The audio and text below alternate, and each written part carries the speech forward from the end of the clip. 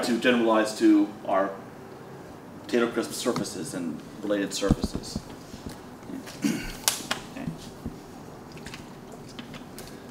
So any questions about these manipulations?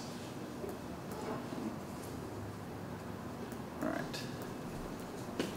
Now, there's another form of Green's theorem that involves a divergence. So we're sticking with this two-dimensional vector field embedded in three-dimensional space.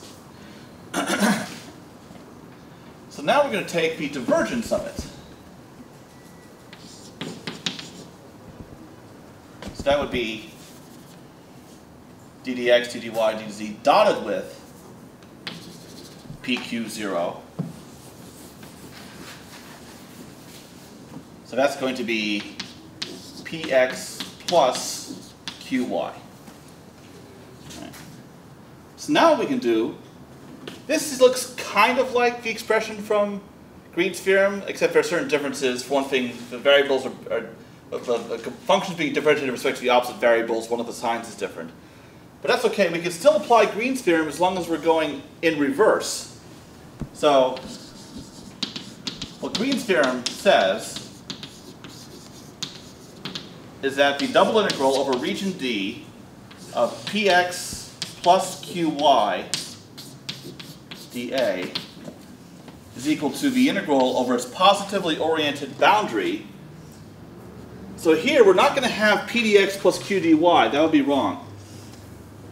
Here we have q being differentiated with respect to x. Here we have p. So we're going to have p dy, and here we have q being differentiated with respect to y. Here we have minus p. So we're going to have minus q dx. All right. So just by changing what the components mean, that this is just another way of stating the original Green's theorem. But this whole thing here, this is the integral of the divergence of f. So that's why we're starting, that's why we're doing this change in notation. We want to see what the integral over the region of a divergence is equal to. All right. Okay.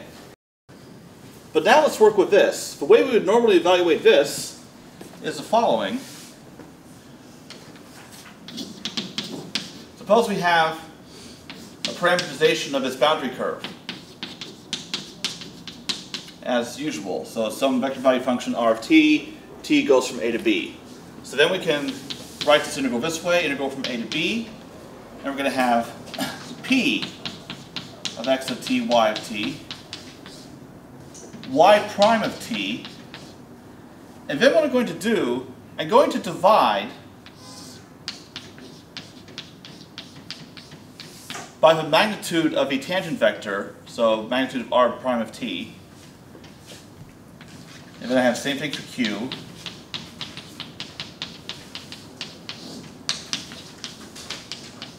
Times x of t, or x prime of t rather.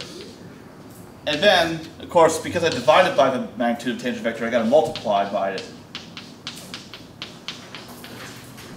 dt. All right. Now, we've seen this before. It's been a while, maybe a couple weeks, where we have a magnitude of a tangent vector paired with dt. What was the symbol we normally gave for this? What did it mean? 5 magnitude, I know. That'll be on YouTube. Didn't we say that it was acceleration or velocity? Well, this is magnitude of velocity. Okay. Yeah, right, but really, so this is ds. When we're integrating over a curve, a function over a curve, and that gives us arc length. Yeah. So, when we did line integrals in the first place, the integral of a scalar function over a curve was written this way, f of x of t, y of t, z of t, has the magnitude of the tangent vector dt. So this is how we originally defined line integrals of scalar functions before we started looking at how to integrate vector fields. So we're finally coming back to that. So now, what can we do with this? Well, this looks like mindless gobbledygook, but this actually has an important meaning.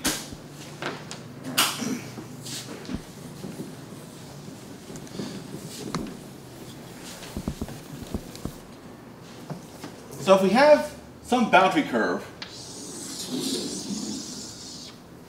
and we look at a point on that curve, this vector right here, this is the tangent vector.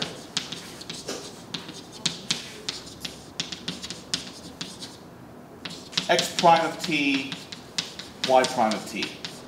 And then if you want, you can normalize it. You can divide it by the magnitude of r prime of t. That's what this vector is. If you want the unit tangent vector, if you only care about the direction of a change. But then this vector, that's perpendicular to it and pointing outside the region. This is the outward unit normal vector. So it's always pointing perpendicular to the curve. And it's always pointing outside. And it turns out the formula for this normal vector for a 2D region like this is y prime of t minus x prime of t over the magnitude. Because we have to divide by it the magnitude to make it a unit vector. Now, if you negate this vector, you put the minus over here instead, it's still a normal vector, but it's pointing inside. But we want the outside one. Well, it turns out this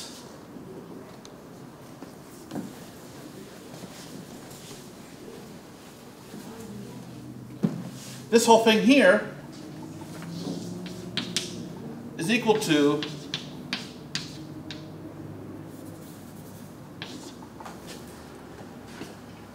the vector field PQ dot product with the unit normal vector. Because here we have y prime, here we have minus x prime. Same as here, all divided by the magnitude. So what we get is the vector field F dotted with the normal vector.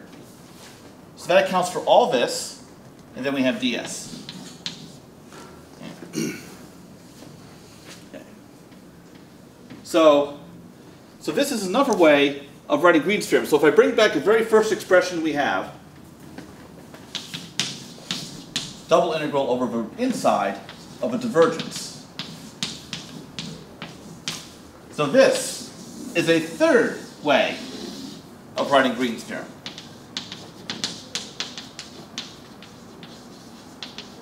Yeah.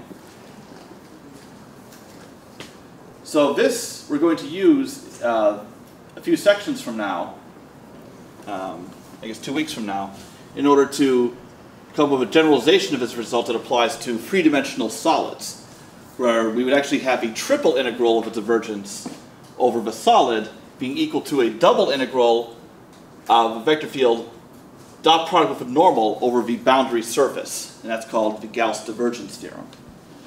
Yeah. So the first form of Green's theorem that I wrote down earlier, that involves a curl, that sets up what's called Stokes Theorem.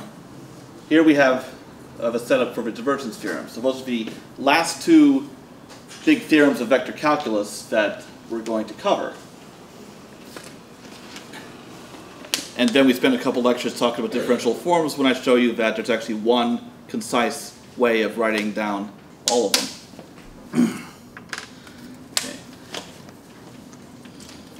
Okay. How are we doing on time? Oh, good. Just enough time for... You're being done early? Or... There's still a bonus question. Oh, okay, Yeah. that's right. Do I need to record that? Or... No. Okay. Only for people who showed up.